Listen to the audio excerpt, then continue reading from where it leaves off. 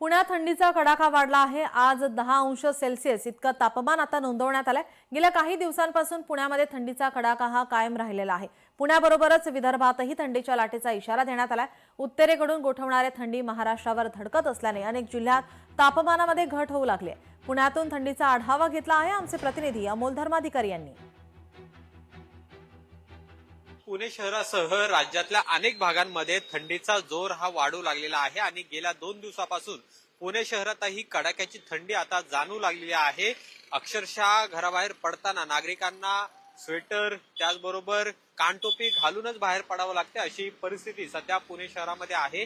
गेल्या 2 दिवसांमध्ये या तापमानामध्ये मोठ्या प्रमाणात घट झालेली आहे आणि आज आपण तापमान पाहतोय तर जवळपास 10 अंश सेल्सिअस इतकं तापमान आज सकाळच्या सत्रामध्ये नोंदवलं गेलेलं आहे। 2 दिवसामध्ये तापमानामध्ये मोठी घट होणार आहे असं हवामान विभागाकडून सांगण्यात आलेलं आहे। उत्तरेकडून जी थंडी गोठवणारे वारे येत आहेत त्याचा परिणाम आपल्याला लोकशाही मराठी ऐका, पहा, जागरूक रहा।